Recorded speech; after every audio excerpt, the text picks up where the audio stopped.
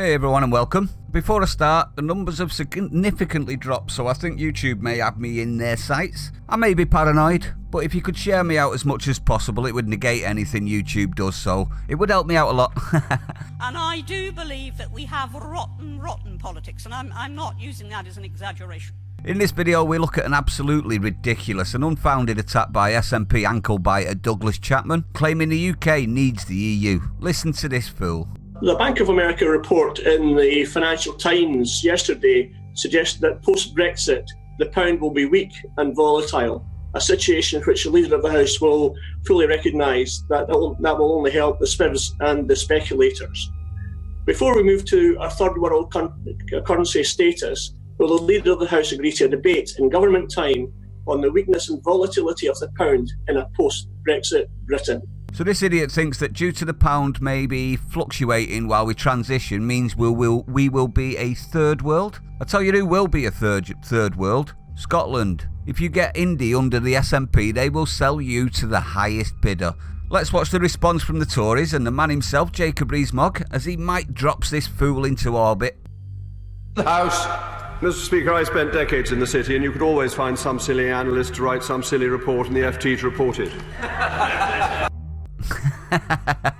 Short, sweet and to the point, and correct. If you ask enough people, sooner or later you're going to find someone that says what you want to, and Jacob knows this. Also, any report that is reported by the lamestream media, especially the Financial Times, who were a Remain news organisation, as we all remember, is always going to be biased, or it wouldn't be reported on at all, would it? Let's read the article. SNP's anti-Brexit attack stuns Commons as MP brands UK a third world country without the EU. Jacob Rees-mogg hit back at SNP claims that the Brexit was turning the UK into a third world country after an MP raised fears of an impending sterling crisis. I'd say if we do have an impending sterling crisis, it won't be Brexit that does it, it'll be this lockdown, won't it? Jacob Rees-mogg has rejected demands from the SNP to hold an urgent debate on the status of the pound sterling. Well, the pound's never going to be exactly solid all the way through a transition from a trading bloc, is it? It's just ridiculous, this. The Commons leader hit back at SNP MP Douglas Chapman after he claimed the UK would become a third world after Brexit during a debate on Thursday in the House of Commons. The SNP's Douglas Chapman asked Commons leader Jacob Rees-mogg about the impending sterling crisis and the economic elephant in the room, Brexit. Oh, here we go. Won't they ever learn that they've lost and we will continue to fight until we're out? I don't think they will, you know. I think they think their opinions are a lot more important than yours. Mr. Chapman said a Bank of America report in the Financial Times yesterday, a totally biased newspaper, suggests that post-Brexit the pound will be weak and volatile. Maybe weak and volatile. That's got nothing, in my opinion, to do with Brexit anymore. Now it's all about how long we've been on lockdown and how many companies are not actually going to be able to restart after lockdown. You know, that sort of worry. This idiot's going on about Brexit still when we've got a lot harder fish to fry at the moment. A situation that the Leader of the House will fully recognise will only help the spivs and the speculators. Before we move to third world currency status, will he agree to debate in government time on the weakness and volatility of the pound in a post-Brexit Britain? Mr. Rees-mogg quickly shut down the SNP's criticism, responding, "I spent decades in the city and you could always find some silly analyst to write some silly report and the FT to report it." Great response. Following the rebuke, the SNP MP tweeted, "As we take measures towards recovery, the UK government ignores the impending sterling crisis." You want independence, you wouldn't be under sterling. You should be talking about the euro, should you not? Oh, that's right, they won't allow you back in, will they? Idiot. And the economic elephant in the room, Brexit. They're just trying to make out that we're going to be falling apart without the EU. Just so that they can gain their own independence and then sell Scotland to the highest bidder. You know they will do, just so they can get back in the club. Jacob Rees-mogg thinks he can make a joke out of it. I'll continue to trust Financial Times and the Bank of America, and that's why you're an absolute moron then, isn't it? See, Muppets follow Muppets, have you not noticed?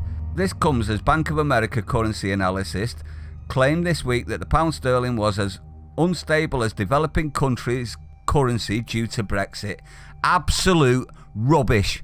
The analysis said, we believe sterling is in the process of evolving into a currency that resembles the underlying reality of the British economy. I wonder what political leaning this guy had in the Bank of America has. I wonder if it was Democrat. Sounds it, doesn't it? Politics of jealousy much? Small and shrinking. You wish. Kamal Sharma and Miria Kyriakou, currency analysis at the Bank of America, argued that the UK's currency was comparable to an emerging market currency such as South Africa's rand or Turkey's lira. How dare you, you American tosser.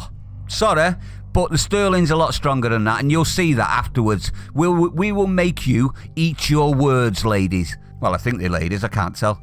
The sterling is typically compared to traditional pairs such as the US dollar, the euro, or other members of the G10 group of industrialised economies. Yeah, and we'll see what goes on after, won't we? We'll see how right you are, you disingenuous craps. Watch what happens. I'm telling you, the British pound will be 10 times more important than the euro. Watch the euro crumble while we do better. Then what are you going to say? Oh yeah, you won't say anything then. You'll stay quiet, won't you? Hopefully. The analysis wrote, Brexit is likely to permanently alter the way in which investors view the pound. Really? We've already got companies begging to come and set up shop in the UK. Sorry, you're full of shit. Mr. Sharma said, oh, it's a Mr. Okay.